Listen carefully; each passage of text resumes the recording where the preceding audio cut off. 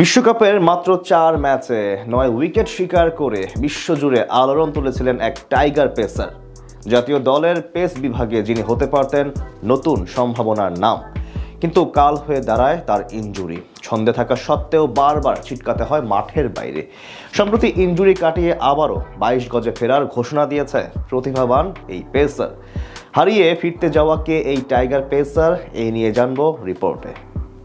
Asia cup জয়ী tiger দলের অন্যতম সদস্য, দেশকে প্রতিনিধিত্ব করেছেন বিশ্বকাপের মঞ্চেও। যেন দারুণ সম্ভাবনা নিয়েই বাংলাদেশের ক্রিকেটে হাজির হয়েছিলেন তরুণ এই তুর্কি। তবে ইনজুরির কারণে বারবার মাঠের বাইরে হারিয়ে যেতে হয়েছে প্রতিভাবান এই পেসারকে। ফলে দীর্ঘ হচ্ছে স্বপ্নের প্রহর, বাড়ছে জাতীয় দলের অপেক্ষা। বলছিলাম 2023 সালের যুব এশিয়া কাপ জয়ী ক্রিকেটার রোহানাদ্দৌলা বর্ষণের কথা। শিরোপা জয়ের পথে সেবার গুরুত্বপূর্ণ ভূমিকা রেখেছিলেন এই ডানহাতি পেসার। দারুণ পারফরমেন্স সুবাদে অল্প সময়ের মধ্যেই সবার নজর কাড়েন তিনি। এরপর গেল বছর অনূর্ধ্ব 19 বিশ্বকাপেও মাত্র 4 ম্যাচে 9 উইকেট শিকার করে আলোড়ন তুলেন দেশের ক্রিকেট জগতে। কেননা দলের হয়ে 4 ম্যাচ খেলেছেন এমন বোলারদের মধ্যে তার উইকেটই সর্বোচ্চ। তাছাড়া দেশীয় বোলারদের মধ্যে 5 ম্যাচে 10 উইকেট নিয়েছেন শেখ পারভেজ জীবন। গড় বিবেচনা করলে বর্ষণই এগিয়ে থাকবে টাইগার বোলারদের মধ্যে। আন্তর্জাতিক মঞ্চের 2 আসরে তার এমন পারফরমেন্সই বলে দেয় লাল সবুজের দলে পেস বিভাগের নতুন পালক হওয়ার পথেই হাঁটছিলেন তিনি, যার সামনে ছিল মুস্তাফিজ তাসকিনদের শিবিরে যুক্ত হওয়ার হাতছানিও।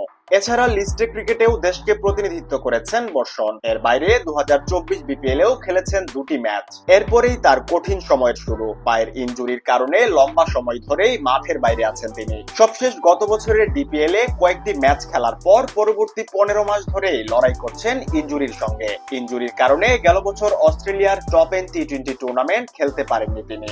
এবারও পারলেন না দলের সঙ্গী হতে। তবে লম্বা সময় ধরে ইনজুরিতে থাকলেও নিজেকে সবসময়ই প্রেরণা দেন 20 বছর বয়সী এই পেসার। বর্তমানে এইচএসসি পরীক্ষা দিচ্ছেন তিনি। তবে আশার বিষয় হলো এখন পুরোপুরি ফুল রিদমেই বল করতে পারছেন, তাতে কোনো রকমের অসুবিধাই হচ্ছে না তার। তাই আসন্ন এনসিএল টি20 দিয়ে মাঠে ফেরার আশা করছেন তরুণ এই পেসার। আগামী 14 সেপ্টেম্বর থেকে মাঠে গড়াতে পারে এই টি20 টুর্নামেন্ট, যেখানে নিজ বিভাগ রংপুরের হয়ে খেলার লক্ষ্যে এগোচ্ছে বর্ষণ। এ নিয়ে গণমাধ্যমে তিনি বলেন, আমি এনসিএল টি20 দিয়ে ফিরতে চাই, সেটাই আমি প্ল্যান করছি। যদি কয়েকটি ম্যাচও খেলতে পারি তবে সেটা আমার বিপিএল খেলার জন্য ভালো হবে।